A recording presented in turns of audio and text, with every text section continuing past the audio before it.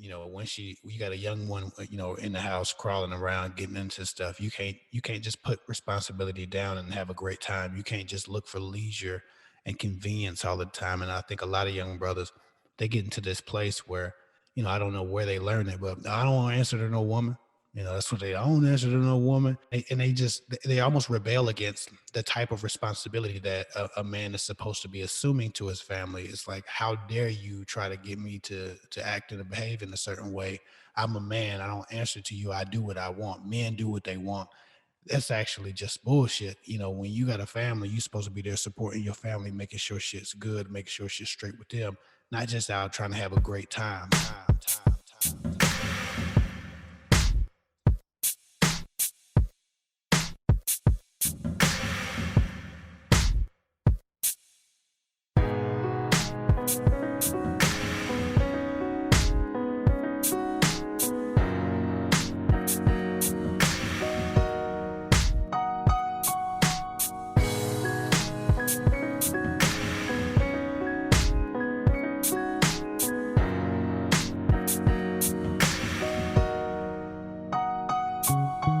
What's going on, family? Welcome to another episode of the Fatherhood Village podcast, the official home for proud fathers and mentors. I'm Dale Holloway with the one and only Kev Hick. We are your TFV hosts. What's happening with you, Kev? What you doing over there, man? Oh man, I'm chilling, brother. Just trying to keep a schedule and organize my life. Sometimes you got to readjust and make some changes. And I'm not really getting everything I want to get into my days, so that's what I'm trying to do. Just reorganize my setup so I can prioritize the great things. Absolutely, I feel you. I got to do a lot of that myself. But right now, I'm on a smooth pass. We had to get the whole office together. The wife uses this space for her schooling and things of that nature. So I got you, man. I got you. How's the family? How's everybody? Oh man, everybody healthy, happy, and whole. So no complaints, brother. Ain't nobody sick. Ain't nobody doing bad mentally. Everybody's straight. So that's what a father's job is, to keep those things in line. And right now they in line, bro. Good, good. That's what I'm talking about, man. It kind of goes into today's topic. All right, Dale. So before we continue, I want to give a shout out to our sponsors. Let's get checked. Listen, fellas, low testosterone can cause muscle loss, erectile dysfunction, reduced sex drive, fatigue, obesity, and symptoms of depression. So if you're having trouble making gains at the gym, putting it down in the bedroom, maintaining adequate energy levels, staying lean, having mood issues, you could in fact have low testosterone. I can say from experience that Let's Get Checked makes getting tested easy with next day delivery. You just receive your test, send it off, and get your results in 2 to 5 days. Get your testosterone levels checked today at trylgc.com/TFV. Again, that's trylgc.com/TFV. The coupon code TFV gets you 30% off in the checkout. As men and as leaders, we gotta be fully functional out here. The array of home health test kits available from Let's Get Checked makes staying on top of your health easy. So check it out, guys. The link's in the description. Now let's get back into this conversation. Again, family, welcome. And we're glad you checked us out for another episode, the 27th episode. And as we continue to roll along, today's topic is about being maladaptive to fatherhood. A couple bullet points and talking points we want to make as we drive this subject home would be added responsibilities that come with being a father and not holding yourself accountable. And the other bullet point being feeling helpless and hopeless. For some fathers, for some men, this added responsibility, this huge responsibility of taking care of your children as a father can be overbearing at times, overwhelming, can push people to their limits. If they're not able to be adaptive and juggle these things and get the right help, and thus our reason for standing this platform up, the Fatherhood Village, that's being one of the highlights and our reasons why. So we'll also touch on how big this can impact single fathers. So yeah, let's begin with the responsibilities as a father. Hey, what's some big things that kind of changed your trajectory as you entered fatherhood? What are some things that you either had to give up or restrict yourself of? What were some big changes in your life entering fatherhood, kid? I think socially, I had to really pick and prioritize where I spent my time. And, being single, no responsibilities. Hell, if I want to go play ball with Jesse or, hell, meet up with you or go hiking with my man, Jimmy, shit, it was all good. It was like, all right, hey, I'll be Hmm. back. You know what I'm saying? The I'll be back. Yeah, yeah. Now, it ain't no be back. 'Cause I ain't going out there where because I got shit to Right. do. And Yeah. you got to plan that, you know what I'm saying? Like me and you get together, it's like, hey, I'm gonna be in town next weekend. We got to make that space. It's a lot more difficult to navigate because you can't necessarily be as sporadic with children if you're respecting your place in the household and your responsibilities to your wife and your partner. So it just takes a lot more planning. Not that you can't do those things, but it takes a lot more planning. And I believe that those brothers that are maladaptive don't want to take that extra consideration, and they don't want to be told what to do. They don't want to feel like they're trapped behind fatherhood or responsibility. So that rebellion that you see in those guys just still dropping everything at the drop of a hat and going off and being social and having a fun time generally hurts their families a lot more than it helps them. And so for me, it was just about making that adjustment quickly and making that the priority. You still have your fun, but you got to make sure that shit's on the schedule now. It ain't no random nothing happening over here. Right. Very true. Very true. Um, yeah, to speak about some of those same things. So I used to, obviously, even when I was dating my wife at that particular time, I would go out here and there, visit different nightclubs, bars when I used to drink, and during the time she was pregnant, I feel like I had to get a lot of this out my system, because I knew it was coming. I knew I was going to be a homebody like no other. Like, I tend to stay at home a lot anyway, even before I kind of cut a lot of things out. So, um, with that shift, it was like I was still going to have my fun. So I'm either going to uh, one of my friends that have some of the same responsibilities that I have, Hmm. that are fathers that do have a family themselves. So um, that drinking and driving or even risking it was done for. Like, even if I felt like I could be over the limit or anything like that, it was a no go, and I just stayed at the crib. I didn't, do any of that, any silliness or any, you know, poor judgment on my behalf. I wasn't going to allow the risk to happen. So Right. um, so that was a big change. Just staying home, having gatherings at the house, or we'll plan, like you said, to visit another friend or a coworker's crib every now and then. And it wasn't like it was an every weekend thing. It was normally because of an occasion or a holiday, um, things of that nature. But yeah, man, I just wanted to be home and to make sure I was filling my responsibilities, not allowing my wife to take on parenting alone. It was a team effort, Right. and just being available, trying to take initiative, trying to, be proactive in the time that I felt like, okay, she's sleeping. Can I clean the crib right now? Can I get some lunch ready? Can I, Yeah. XYZ, if some maintenance need to be done to the car, whatever needs to happen. Yeah. Let me jump the gun and and get that stuff handled.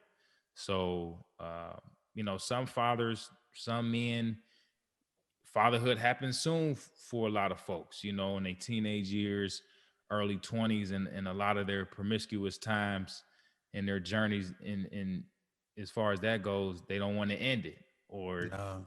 you know what I'm saying? Like, they still feel like something else is out here for them. So for them to make that switch, 9 months isn't enough to get it off, or what I'm Yeah. saying, revisit those things for the last time. Yeah. Um, and like I said, being a parent doesn't have to always mean your fun is no longer. You just have to think more wisely about it. like you said, plan, and Hmm. really make the decision on, okay, is this a smart move? Can I have this fun as a family, as a group? Can I invite other people with families, and that we can have the same type of fun together? Just make it enjoyable. Um, and another point, accountability. And like I said, this kind of goes hand in hand. Like, you want to step out and visit a bar or go see the game with the fellas or whatever it is, and it could be pretty harmless, but you gotta keep in mind that you got to be home at a certain hour, because I'm pretty sure a lot of mothers can back me up. They don't want to be at the house, wee hours of the night, wondering if you're gonna be good, you're gonna make it back to your family. Um, if you're not Yeah, or checking even in. shutting the house down, even putting them Right. kids down to bed. Like, Absolutely. And then security. You're not there to protect your family, when it's late at night, past midnight. Where's the man at the house? Something happens, and you got to be there. You got to at least be on your way. You got to have some type of contingency plan with the wife and all that stuff. So, yeah. what's another thing you think a lot of men may have slipped, as far as accountability, and not really thinking that it's their place to secure? I think digging into a point you made earlier, as far as them being maladaptive to some of the inconveniences and some of that stepping up that needs to take place. Like, as a young man or as a single man, unofficially or not married, or, just a person with no responsibilities, especially, as it pertains to children.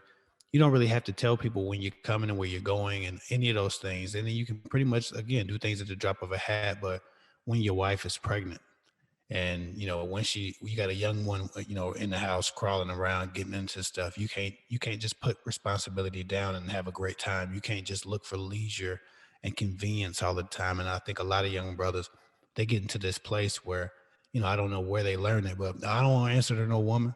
That's what I don't answer to no woman. And they almost rebel against the type of responsibility that a man is supposed to be assuming to his family. It's like, how dare you try to get me to act and to behave in a certain way? I'm a man. I don't answer to you. I do what I want. Men do what they want. That's actually just bullshit. When you got a family, you're supposed to be there supporting your family, making sure shit's good, making sure shit's straight with them, not just out trying to have a great time. Again, we can always fit a great time in, but if it comes at the expense of your family, and it increases their vulnerability, and it increases the load of your partner, then obviously that's not man shit to me. I think that handling your responsibilities first and foremost. Even like when you was a kid, you couldn't go out to play. I know your mama, right? You couldn't go out until the chores was done. You know what I'm saying? When you handled your Right. responsibility, then you can go out. Remember when you Exactly. was on the basketball team? He's like, oh man, mom said I can't play. I'm like, man, what's up, bro? He like, bro, that's mom's, but Yeah. I got to do this, and this first, right? Right. Get them And grades up. Hmm. when you have good parents, you learn that there are things that need to be handled and prioritized over your leisure. But some of these young brothers don't have that type of structure, so they don't offer that same structure and that same responsibility to their family. When they have a child, now it's not the dishes. It's, hey, your child needs to be straight. He needs to make sure he eat, make sure that woman's straight, make sure they safe, make sure this and that happen.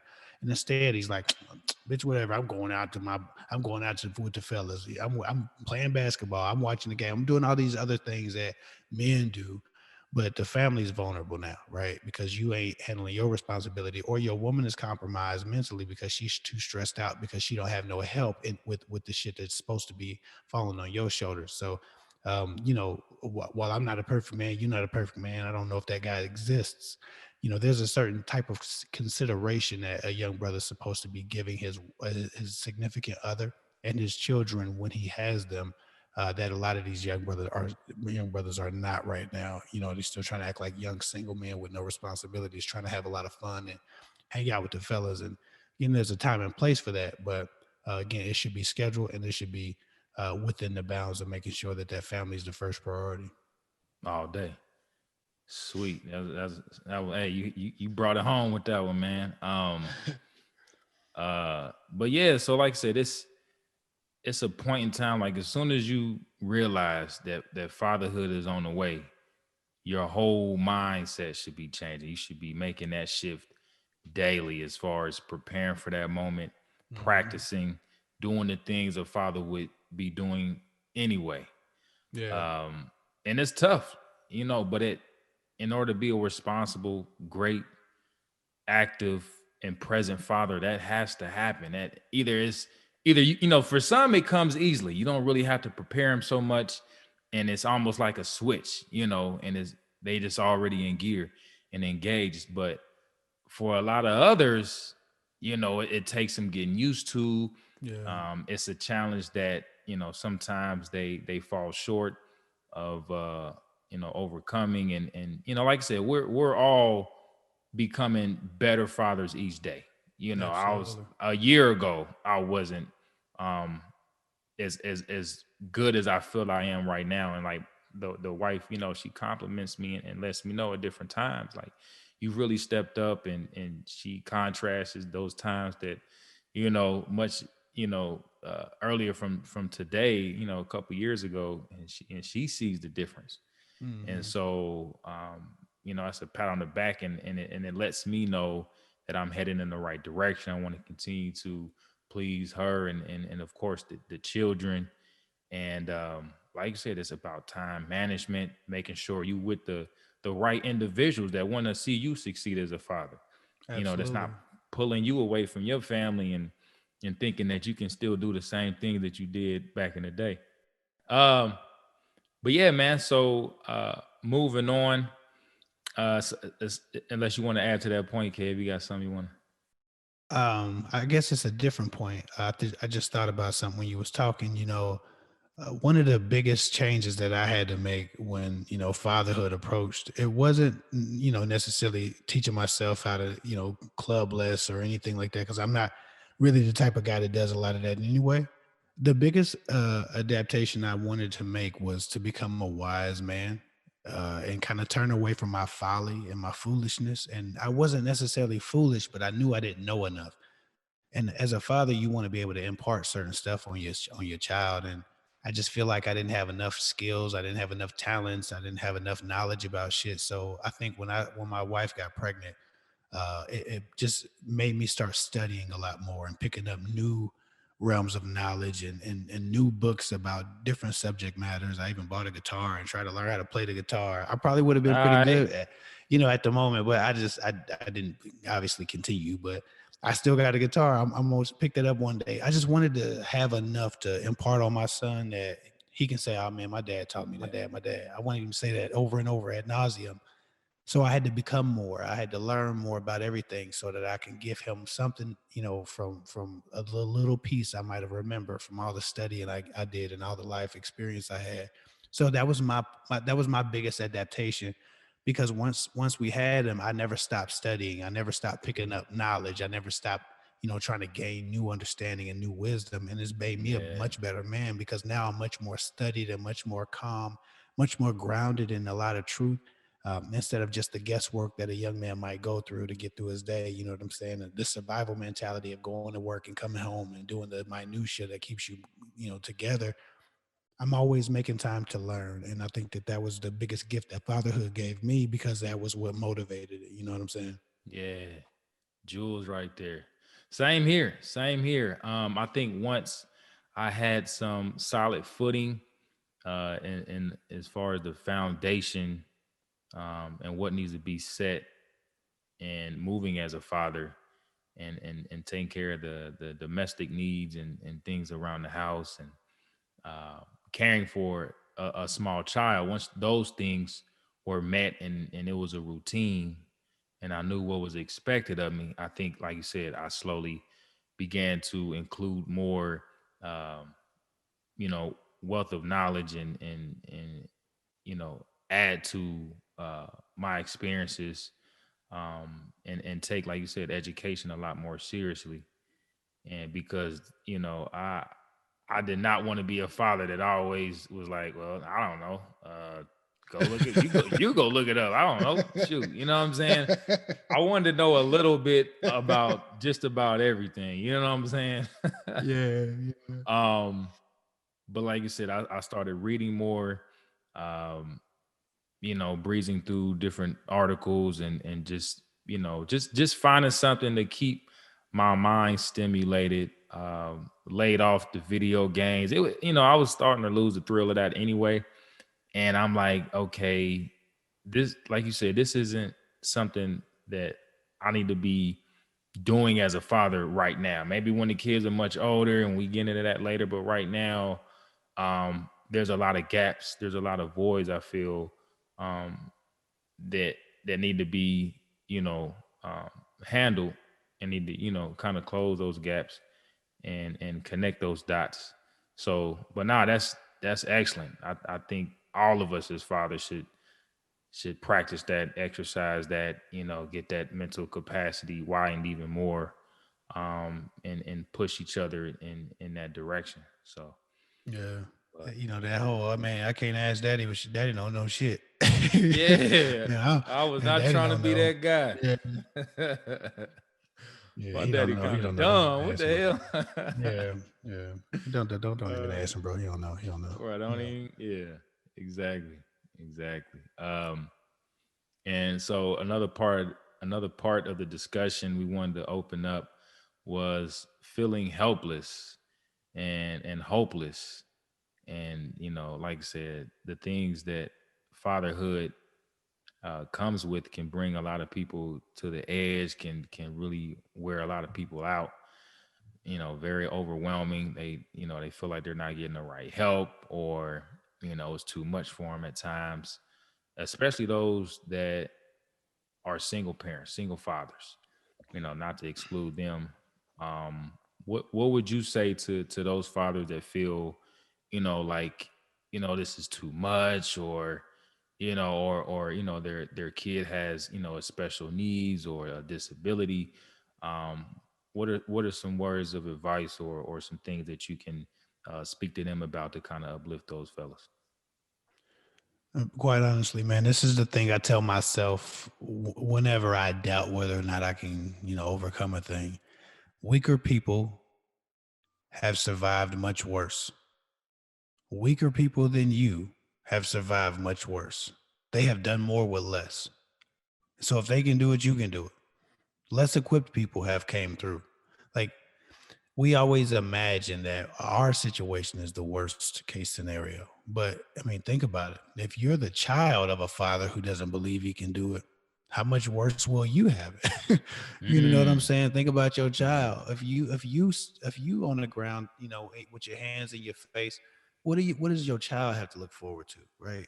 Everything can't be about you. It has to be about your child. And if one of us is going to be doing bad, I would prefer it be me and not my yeah, child. I would prefer to suffer and give my child everything I can give them. So, of course, fatherhood can be very inconvenient, especially when you start looking at the special needs stuff and some of the stuff that we encounter as parents, that when things don't go right. But at the same time, man, your experience as compared to your child's experience, with those special needs, is it really comparable? They getting through that shit. Why can't you? mm, Weaker men, weaker minds have done more with less. So figure that shit out. And that I hate the man up argument as applied to things that don't make any sense. But in this case, motherfucker, man up. You know what I'm saying? Like, yeah, there is a time and place for convenience, and some shit is just inconvenient. And when those things come, I would much rather be on the front line of inconvenience or violence, if I can take the brunt of it and not my family.